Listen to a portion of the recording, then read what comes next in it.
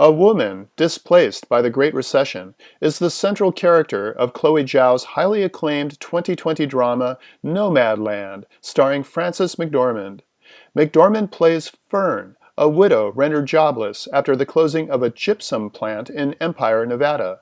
A title card at the start of the film informs us that the plant had been operational for 88 years. Since its closure, Empire became non-existent. The town had its zip code removed just 6 months later.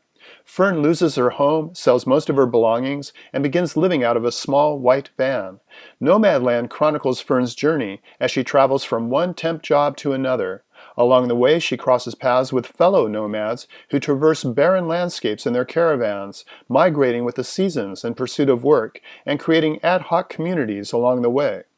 As one might expect with a title like Nomadland, scenic, wide-open spaces figure prominently. But Fern's hardships and dreary lifestyle dampen their majesty. The snow-covered plains and vast deserts are a constant reminder of her sudden fall from middle-class security, and her prospects for lifting herself out of poverty look just as bleak as the landscapes. After a flat tire waylays Fern, a kindred spirit named Swanky, played by real-life nomad Charlene Swanky, imparts some survival tips and eventually opens up about her life. She has terminal cancer, but decided to spend her remaining time on the open road rather than prolonging the inevitable with chemo. Fern's situation, living one precarious day at a time, is not unlike Swanky's, creating a subtle parallel between the psychological effects of catastrophic joblessness and being diagnosed with a fatal illness. Chloé Zhao's previous film, The Rider, told the heart-wrenching story of a young cowboy's struggle following a debilitating head injury.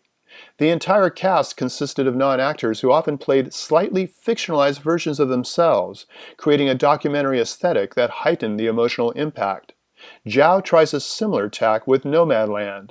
In this case, though, Francis McDormand, who also shares producing credits, brought the project to Zhao's attention, which no doubt led to her being cast as Fern.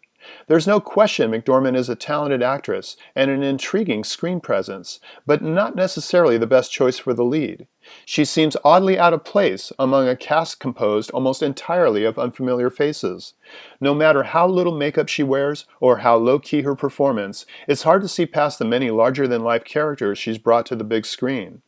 When McDormand, as Fern, gets behind the wheel of a luxury caravan and pretends to drive and toot the horn, it doesn't feel like we're watching a real person. It feels like a slightly self-conscious attempt at portraying one.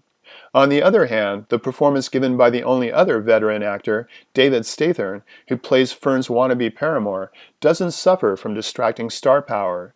Considering the accolades McDormand has received, I'm probably in the minority, but I can't help but wonder how much more I would have enjoyed Nomadland had Zhao replicated the verisimilitude of The Rider by casting a complete unknown for the starring role. Regardless, Nomadland is an engaging and sobering tale of survival within the wake of the greatest economic downturn since the Great Depression. For KSQD's Film Gang, this is Paul Koneski.